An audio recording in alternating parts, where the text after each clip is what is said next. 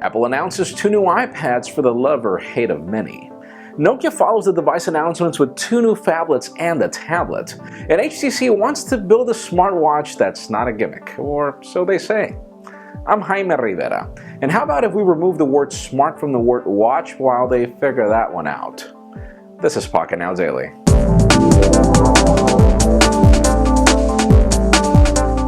You know, there's so much official news to start off today that we're going to actually begin with the rumors, because Qualcomm is apparently already working on a new variant of the Snapdragon 800 processor. And the reason why this is hot is because it's apparently going to make it 10% faster and 10% more efficient. And yes, this is big news. The Snapdragon 800 processor is one of the hottest things to happen to mobile in the last coming years. So much so that I've come to the point where I will not buy another smartphone if it does not include a Snapdragon 800 processor. It is that good, so let's see how the rumors go.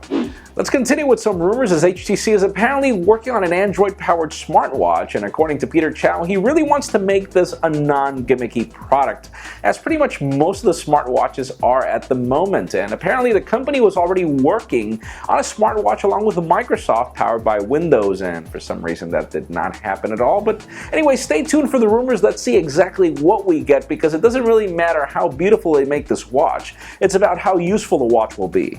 Moving over to some official news, Google has just purchased a French company called Lexie Core, and if this does not ring a bell, this is the company behind Droid Booster, a service that intends to make your Java performance a lot faster and more optimized. So we could expect for the next version of Android to be much faster and much better. Apparently the team is already integrating with the Android team, so much so that Google paid $23 million for this service alone. So it must be worth every penny, or at least I hope.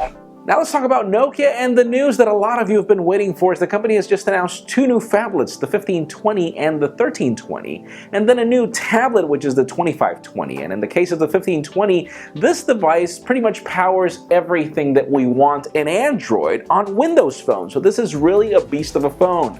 And yeah, it is also a beast of a phone when it comes to size, since this is a 6-inch display, which would mean this is bigger than the HTC One Max, which is probably just too big to handle. And in the same case, the 1320 is just as big, only obviously not as powerful. But the price tag is really compelling. Now in the case of the 2520, we have a Windows RT tablet. There's not really much to talk about here.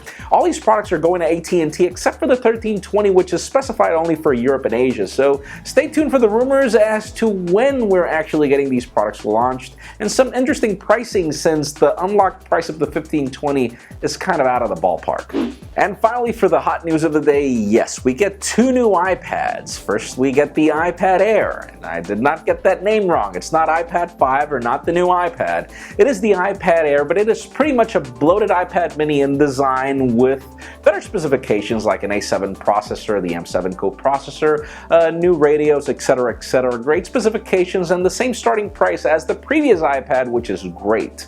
We also get an iPad mini with a Retina display, and the reason why I'm not smiling is because even though this is a smaller iPad Air, in every single way, specifications and everything, it is the same tablet, only smaller, but its starting price is at $399. It's $400 for this tablet. And yes, we still get the iPad 2 after 3 years as the entry-level bigger iPad, and the old iPad mini from last year remains as the entry-level iPad mini. So these 2 new tablets are the higher-end models that also do not include Touch ID, which we really can't understand why. But that leads me to the question of the day. Are you interested in any of these iPads? Is any of these iPads your next tablet?